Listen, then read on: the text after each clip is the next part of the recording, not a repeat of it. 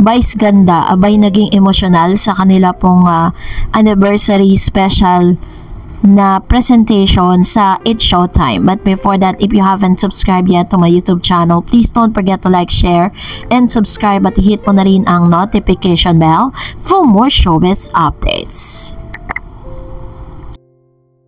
Hindi na nga napigilan ng emosyon ni Vice Ganda sa kanila pong interview dito po sa kanilang special presentation para sa kanilang anibersaryo, because this week of October is the anniversary week kung saan nakaugalian na po nila na magkaroon ng magpasikat na mga presentations. At dito nga ibinuhos ni Vice Ganda ang ilan sa mga saloobin at masasakit na mga pangyayari sa kanya dito pong for almost how many years na po isa siya sa mga lead host ng nasabing show. So, narito po ang kanya pong paliwanag. Let's watch this video. Ang nararamdaman mo dito, Mami? Grabe yung iyak mo dito. Pagod ako sabay-sabay yung sumpong. Akong tadya. Parang pinagtulungan ako. Parang pinagtulong-tulungan talaga. Ako bugbog na bugbog ako ng oras na yan. Kaya pagod ako. Kasi lumalaban ako para sa sarili ko. Para kay Ayon. Para sa Showtime. Kasi merong mga taong naghahangad ng masama sa programang to eh. Sa amin ni Ayon, lahat sila nagsama-sama ng oras na yan. Nagsali puwersa. Itong puntong yan, ako yung target nila lahat. Pero at the same time, lumakas yung pag-asa ko dyan. Seeing you feel with me and for me. At yung madlang people na nakita ko umiiyak, naramdaman ko, ay, may kasama ako. Yung hope, binubulungan niya ako na, let's focus. Panic. We will be okay. Don't panic. Mami, ano ang hope mo na yun? Ang hope ko na sana pag naulit yan, pag nangyari yan, hindi ako susuko. So sana huwag ako sumuko. At kung susuko man ako, susuko ako sa Diyos. Susuko ko sa Kanya lahat ng pagod ko. Susuko ko sa Kanya lahat ng sakit ko, ng takot ko. Susuko ko sa Kanya at sana, katulad ng lagi niyang ginagawa, ipanalo niya ako laban sa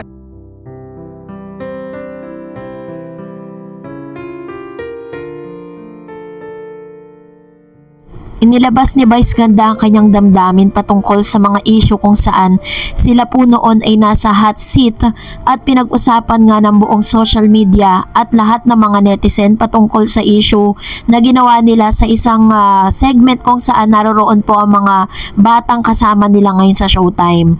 Naging mainit nga sa mga netizen at sa mga manonood ang naging act nila dun po sa isang segment na nagsubuan po sila ng icing na bagay na hindi nagustuhan ng MTRCB. So dahil po sa mga reklamo at marami pong mga hindi kagandahang mga salita na inireport dito po sa MTRCB at sa kanilang investigasyon ay pinatawan nga ang It's Showtime ng 12-day suspensions na kung saan talagang medyo masakit talaga ito para po sa lahat ng mga It's Showtime hosts. So dahil po sa mga pangyayaring ito ay minabuti nga netong si Vice Ganda na bayaran or bigyan po ng bonus ang ilan sa mga staff at pinagbakasyon ang ilang mga artista imbis na sila po ay magmukmok at umiyak sa isang tabi dahil sa naging desisyon nga ng MTRCB na isuspend ang kanilang show for 12 days ay ibinuhos po nila ito sa isang malaking bakasyon. So dahil po dito, according to Vice Ganda, kaya naman po talagang siya po ay naging emosyonal at hindi na napigilang lumuha dahil according to him, yung mga panahon na ito ay feeling niya ay pinagtutulungan siya at halos binugbog siya ng todo. Hindi man physical pero sa mga verbal na pananalita ay talagang sobra-sobra po yung mga tama niya that time. Kaya naman hindi niya po mapigilang umiyak dahil according to him, sinabi niya na sa panahong ito ay sobrang hina niya.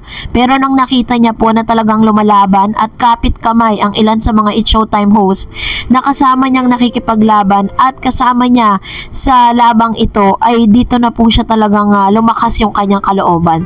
And this time, hinihiling niya sa mga netizen at ilang mga bashers na ibigay na muna daw umano nila ito pong days na to, ito pong anniversary week na ito para sa It's Showtime para po bawasan ng ilan sa mga negativity and toxicity towards them ng mga netizen.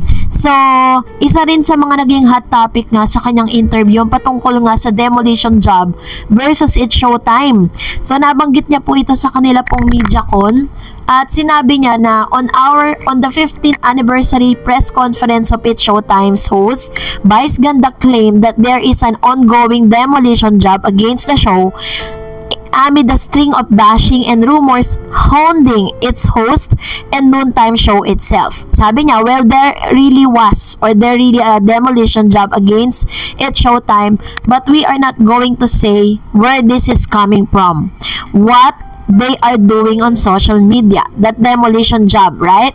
The trolls are part of it. They have bad intentions. So that demolition job, sabi ni Vice Ganda. Vice Ganda appeared to be referring to a recent pregnancy rumors hounding its Showtime host Jackie Gonzaga, who was supposedly impregnated by fellow host Ayon Perez. Incidentally, Perez is Vice Ganda's partners. Gonzaga's already shut down the rumors as a fake news.